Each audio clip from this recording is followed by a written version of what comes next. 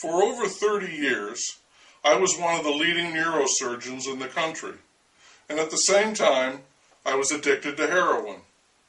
The entire story, incredible as it sounds, but every word is true, is contained in my new book, my excellent new book, my autobiography, The Story of My Life, the true and amazing story of my life, High as a Fucking Kite.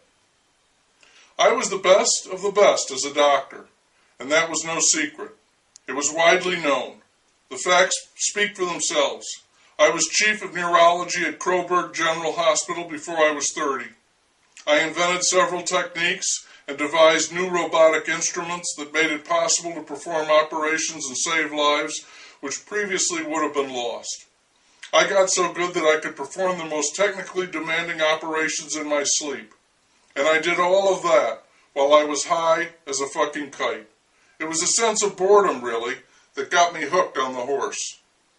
And then, it was a matter of being able to focus while I was high.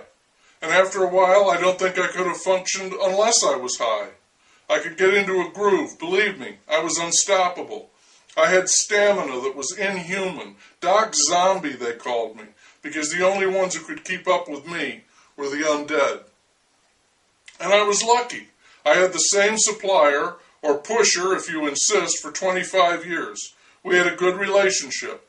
I was able to pay, and he sold me the highest quality junk for a reasonable price. There was never any apprehension or anxiety about supply or quality, which so many addicts are forced to endure. I was able to function and pass in the straight world. Other than my dealer, no one else knew. No one else even suspected. It's all here, in my shocking autobiography, High as a Fucking Kite. Not even my wife knew. She wrote a chapter in the book about our married life, including the intimate details of our love life, and my behavior as the father of our 2 children. I made it to the soccer games and the chorus recitals. I was high as a fucking kite on the sidelines and in the balcony, and glad of it, but I made it. My wife loved me and supported me all those years, and continues to, even now, when she knows. Because I'm still addicted.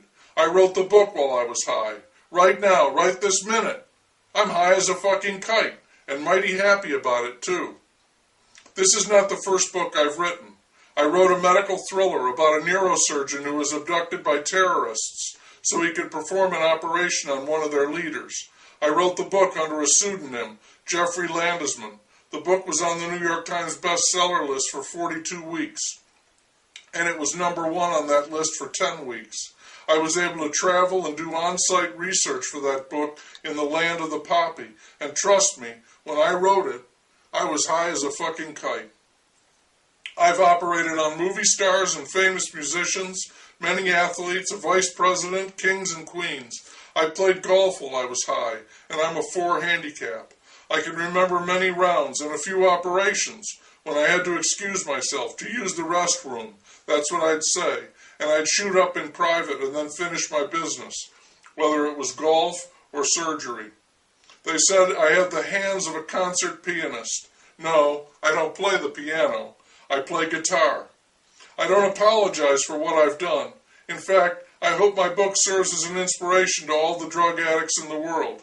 I think it says that we can live with the habit, even thrive if we are able to afford it and if we have a decent supply.